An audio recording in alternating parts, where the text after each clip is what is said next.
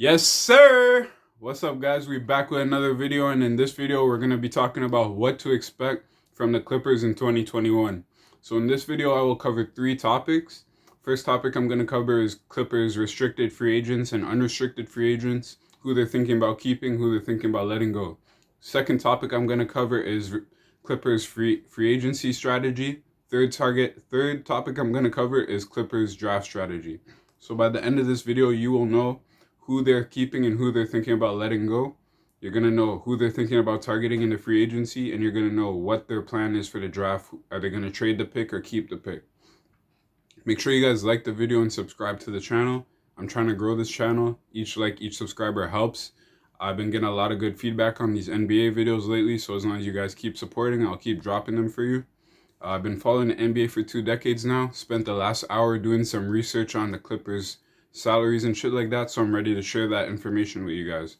Without any more delay, let's get into it. So the first topic of the three that we're going to cover is the offseason contracts. So with the offseason, the Clippers have a few unrestricted free agents. They have Marcus Morris, Montrezl Harrell, Reggie Jackson, and Patrick Patterson. Out of those guys, the main people that the Clippers are trying to keep are Montrezl Harrell and Marcus Morris. It's very likely that they're going to let Patrick Patterson and Reggie Jackson walk, just so they can keep flexibility for trades and stuff like that. But Marcus Morris and Montrezl Harrell are extremely likely to return to the Clippers, and I'm going to explain why that is when I get to the second topic in free agency. So they have a restricted free agent, just one, Jonathan Motley. Probably going to let him go too. Player options, they have one guy with a player option on their team, JaMychal Green.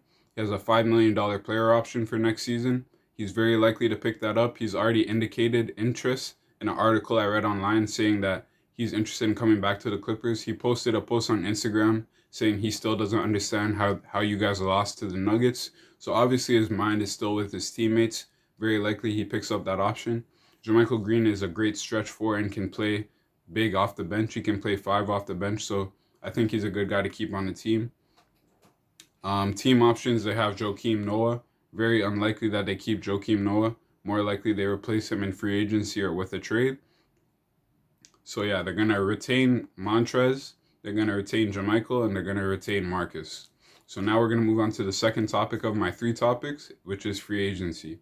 Free agency, the Clippers, once they sign Marcus Morris and sign Montrezl Harrell, they're going to be pretty much at the salary cap. Their salary cap will be full. So what they'll be able to work with is the taxpayer mid-level exception, which is about $5.7 million. With that $5.7 million, the Clippers are looking to target either a playmaking point guard that can play alongside the starting lineup or off the bench, just to help keep things running smoothly. Right now, the Clippers don't have a true point guard. Patrick Beverley is more so of a point guard size shooting guard. So there's 2 things they're trying to target in free agency: a playmaking point guard or a defensive-minded center. So whichever of the 2 they don't get in free agency, they're going to target via the trade market, and I'll explain more of that later. So the players they're thinking about targeting are Rondo, Dwight, and JaVale. Those are some names I'm hearing. Rondo, he would be a playmaking point guard. Dwight and JaVale, they would be defensive-minded centers. I know all these players come from the Lakers, but these are just rumors that are being brought up because they are players that could be signed for the mid-level exception, about $5.7 million, and they're talented, they're veterans, they can contribute to winning in the playoffs, so it makes sense. Let me know in the comments if you guys have heard any other names be thrown around there in free agency. These are the main names I'm hearing being brought up. So if they don't get a playmaking point guard in free agency, they'll target that in the trade market. If they don't get a defensive-minded big, they'll target that in the trade market. So now we're gonna move on to.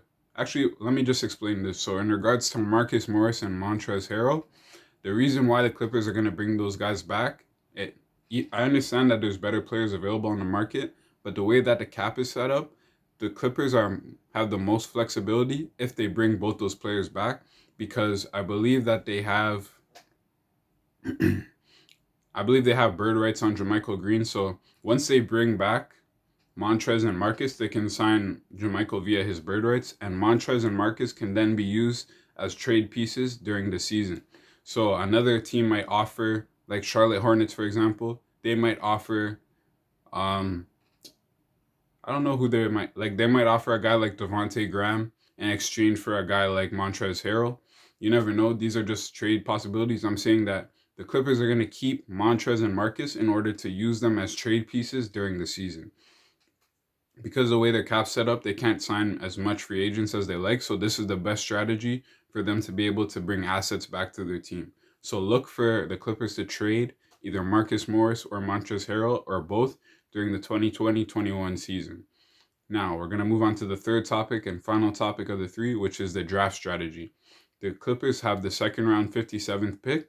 They don't have a first round pick, and they're looking at targeting a point guard, which is Peyton Pritchard from Oregon. They may trade up to get him. They may not. If they don't get him, they'll just take the best player that's available. And that's pretty much all the moves that the Clippers are going to make in the draft. So they just hired a new coach, Tyronn Lue. Rumor has it that they're looking at Kenny Atkinson as an assistant coach. He was the coach of the Nets, the head coach of the Nets. And they're also looking at a guy, the Heat assistant coach, to join their team. So they're looking at two assistant coaches, and they just hired Ty Lue. So the Clippers are looking pretty good. Expectations from Paul George and Kawhi next year.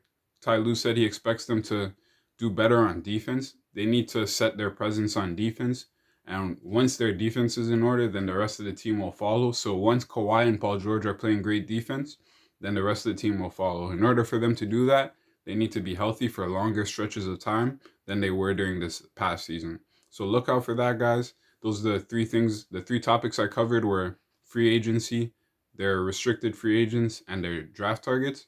I expect the Clippers to go as far as the conference finals next year, possibly the finals if all things go well and they make some good trades, but we'll see how it goes. Make sure you guys like the video, subscribe to the channel, comment down below. All right, peace.